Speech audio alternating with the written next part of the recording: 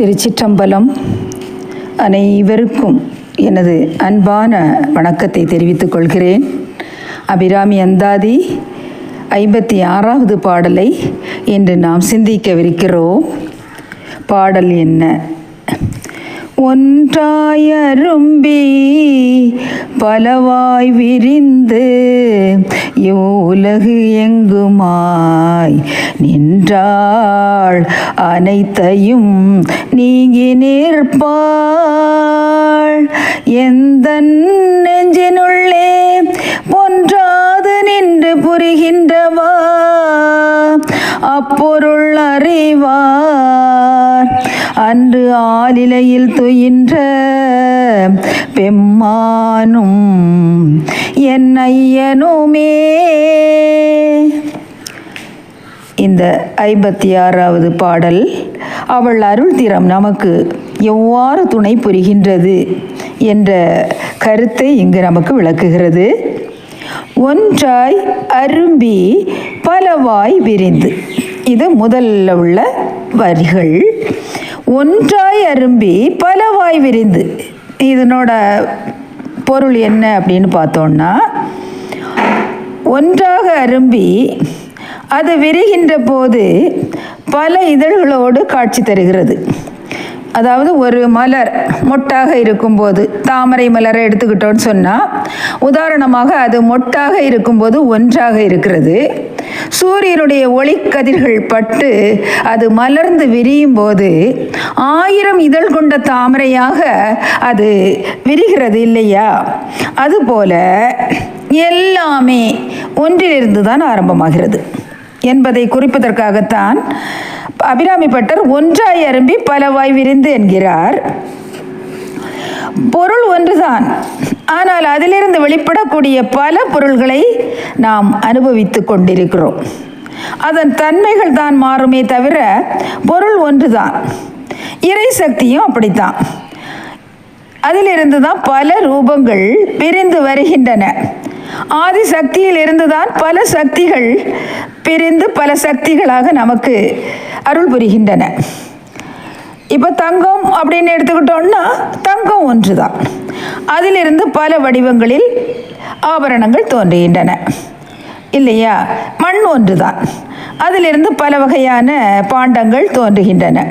பஞ்சு ஒன்று தான். அதிலிருந்து வேட்டி, சட்டை, நிறைய அந்த வேட்டி, சட்டை முதலான பல பொருள்கள் நமக்கு கிடைக்கின்றன. அரிசி ஒன்றுதான். உணவு வகையில் பல விதங்கள் இருக்கின்றன. அதுபோல அம்பிகையின் அருள் சக்தி ஒன்றே. அவள் ஆதிசக்தியாக இருக்கிறாள். அதிலிருந்து பல பல ரூபங்களாக பிரிந்து காட்சி தருகிறாள். ஏனென்றால் பக்தர்களுக்கு பல வண்ணங்கள் பிடிக்கும். தன் அருள் ஆற்றலை பல வடிவங்களாக காட்சிப்படுத்துகிறாள். நாம் நமக்கு பிடித்த வடிவங்களில் அம்பாளை வணங்குகின்றோம். அவள் ஒன்று. அவளே பலவாகவும் விரிந்து நிற்கக்கூடிய தன்மையை பெற்றவள். அத்தகைய ஆற்றல் பெற்ற அம்பாள் நமக்கு வேறு எப்படி காட்சி தருகிறாள் என்பதை அடுத்ததாக சொல்கிறார் பாருங்கள். உலகு எங்குமாய் நின்றாள் என்கிறார். அவள் எங்கு மட்டுமல்ல, உலகின் அனைத்து இடங்களிலும் நீக்கமர நிறைந்திருக்கிறாள். நாம நினைக்கிறோம் அவள் இந்த நாட்டில் மாத்திரம்தான் இருக்கா, இந்த ஊரில் மாத்திரம்தான் இருக்கா அப்படின்னு நினைக்கிறோம். இந்த நாட்டு மக்களுக்கு தான், அதாவது நமக்கு தான் அவள் கருணை புரிகிறாள் என்று. எந்த உயிரினங்கள் வாழக்கூடிய இடமாக இருந்தாலும் அங்கு இறை அனுபவம், இறை அருள் அந்த உயிர்களுக்கு வேண்டும். உலகம் முழுக்க அவளது சக்தி வியாபித்து இருக்கிறது. அந்த அருள் சக்தி இல்லை என்றால் உலகில் எந்த இயக்கமும் கிடையாது இல்லையா? நான் அசைந்தால் அசையும் அகிலம் எல்லாமே. அத்தனை உலகங்களிலும் அவள் பறந்து விரிந்து நிற்கின்றாள். அவ்வாறு அருள் புரிந்து இம்மானுட உலகத்தை வாழ வைத்து கொண்டிருக்கிறாள் என்று தெரிவிக்கிறார். அதுதான் இவ்வுலகு எங்குமாய் நின்றாள் அப்படின்னு இதில் நம்ம படிக்கிறோம். அடுத்தது, இத்தனைக்கும் காரணம் அபிராமியாக இருக்கும்போது அது எப்படி இருக்கும்? அதன் தன்மை எந்த வண்ணமாக இருக்கும் அப்படின்னு நான் யோசிச்சுக்கிட்டு இருக்கும்போது அடுத்த வரியில் அவர் இதற்கு பதில் சொல்கிறார், அனைத்தையும் நீங்கி நிற்பாள் என்கிறார். அப்படின்னா என்ன? இத்தனையையும் அவளே படைக்கிறாள், இத்தனையும் அவளே காக்கின்றாள், அனைத்தையும். ஆனால் அனைத்திலிருந்தும் அவள் விலகியும் நிற்கின்றாள். ஏன் அவள் நீங்கி நிற்கணும்? அவள் பக்கத்திலே இருக்க வேண்டியதுதானே. காரணம் என்ன? ஏன்னா ஒரு காலகட்டமானால் அம்பாள் அந்த அந்த உயிர்களின் இயல்போடு அவை விளங்கட்டும், அதன் இயல்போடு அந்த உயிர்கள் இருக்கட்டும் என்று தொலைவில் நீங்கி நின்று அதை பார்த்து மகிழ்கின்றாள், தாயாகவும் விளங்குகின்றாள். இதை இப்படி நாம் ஒரு பொருள் கொள்ளலாம். எப்படி? எல்லாவற்றையும் நானே படைத்தேன், நானே படைத்தேன், நானே படைத்தேன் என்ற ஆணவம் அவளிடம் கிடையாது. படைப்பது அவள் தொழில், காப்பது அவள் தொழில். அது முடிந்தவுடன் என்ன செய்வா? அவளே அதை விட்டு நீங்கி விடுவாள். அவள் எல்லாவற்றிற்கும் காரண பொருளாகவும் இருக்கின்றாள். அது நிறைவு பெற்றவுடன் நீங்கி பேரண்ட பெருவழியாகவும் அவள் விளங்குகின்றாள். அப்பாலுக்கு அப்பாக, அப்பாலுக்கு அப்பாலாக, அருள் சக்தியாக அவள் நீங்கி நின்றும் அருள் புரிகின்றாள் என்பதை விளக்கும் பாடல் வரிதான் அனைத்தையும் நீங்கி நிற்பாள் என்ற அருமையான அழகான வரியில் பதிவு செய்கிறார் இதன் பொருளை. சரி, நீங்கி நின்று விட்டாளே, அவள் எங்கு வந்து தங்க வேண்டும் என்பதை அடுத்த வரியில் பதிவிடுகிறார். என் நெஞ்சினுள்ளே பொன்றாது நின்று புரிகின்றவாறு. நீ உலகத்தை படைக்கலாம் அம்மா, காக்கலாம், நீங்கி நிற்கலாம், எல்லாம் செய்யலாம்மா. ஆனால் என் நெஞ்சில் பொன்றாது, என் நெஞ்சை விட்டு நீங்காது, என்னைக்குமே என் நெஞ்சை விட்டு நீங்காமல் இருக்கணும்மா. நான் நல்லா இருக்கணும், என்றும் சுகமாக இருக்கணும், என்றைக்கு மகிழ்ச்சியாக இருக்கணும். அப்படின்னா நீ என்ன செய்யணும்? என்னை விட்டு நீங்கவே கூடாது. அதனால் நீ நிரந்தரமாக குடியிருக்கிற இடம் எது என்று கேட்டால் அது எது தெரியுமா? என்னுடைய மனம், என்னுடைய மனமாகிய கோவிலில் நீ இருக்க வேண்டும் அம்மா. என் உள்ளமாகிய தாமரையில் நீ வந்து எழுந்தருளி இருக்க வேண்டும். அங்கு இருந்து நீங்காது அருள் புரியணும் என்று வேண்டுகிறார். என்னை வழி நடத்த வேண்டும் என்பதை ஒரு விண்ணப்பமாக வைக்கின்றார் அபிராமி பட்டர். அடுத்தது அடுத்த வரி என்ன வரி? அப்பொருள் அறிவார் அன்று ஆலிலையில் துயின்ற பெம்மானும் என் ஐயனுமே என்று நிறைவு செய்கிறார். இது வந்த தத்துவத்தை நம்ம இந்த தன்மையை புரிஞ்சுக்கிட்டவர் யாருன்னு கேட்குறாரு. அன்று உன்னுடைய தன்மையை, உன் அருள் ஆற்றலை யார் புரிந்து கொண்டார்?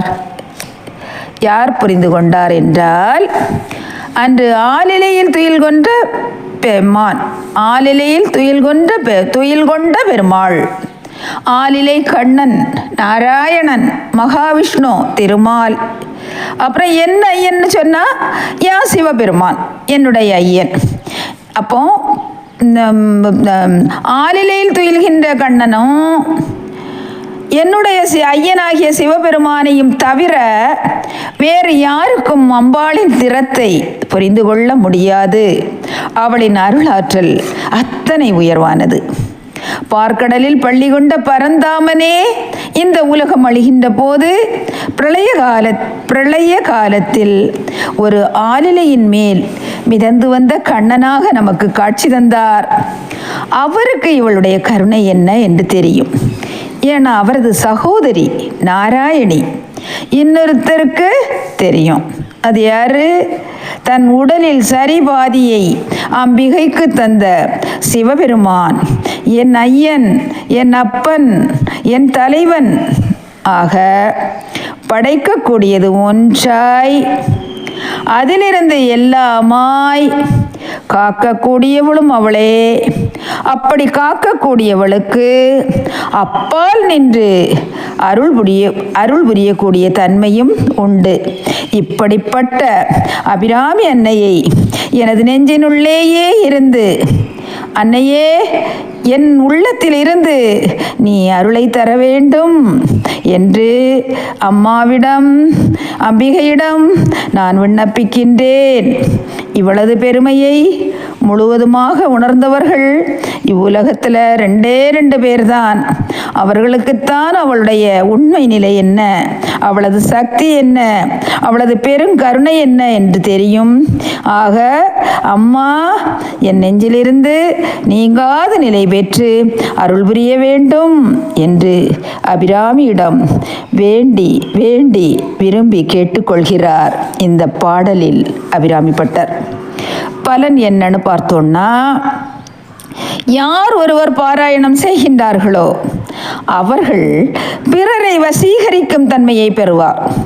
வசீகரித்தல், சில பேருடைய முகத்தை பார்த்தோம்னா, இப்போ வசீகரித்தல்னா நம்ம என்னென்னு நினைக்கிறோம்? சும்மா பவுட்ரு போட்டு லிப்ஸ்டிக் போட்டு டை அடித்து அந்த வசீகரமா? இல்லவே இல்லை. என்னன்னு சொன்னால், சில பேருடைய முகத்தை பார்த்த உடனே கும்பிடணும் போல தோணும். பார்த்துக்கிடுங்க, அவங்கள பார்த்த உடனே நமக்கு பிடிக்கும், ஒரு வசீகரம் அதில் இருக்கும். சிலருடைய பேச்சை கேட்டாலும், அவங்களுடைய பேச்சை கேட்டுக்கொண்டிருந்தாலேயே ஒரு கவர்ச்சி, ஒரு வசீகரம். அந்த பேச்சை திரும்ப திரும்ப கேட்கணும், அவங்க இன்னும் கொஞ்சம் பேச மாட்டாங்களான்னு தோணும். அப்புறம் சிலர் ஏதாவது ஒரு விஷயத்தை சொல்லும் போதோ, அந்த விஷயத்தை கேட்டுக்கொண்டிருக்கும் போது அவரிடம் நம் மனம் வசியமாகிவிடும். வசீகரிக்கப்படும் தோற்றத்தை உடையவர், அவர்களுக்கு இந்த அமைப்பு கிடைக்கும்.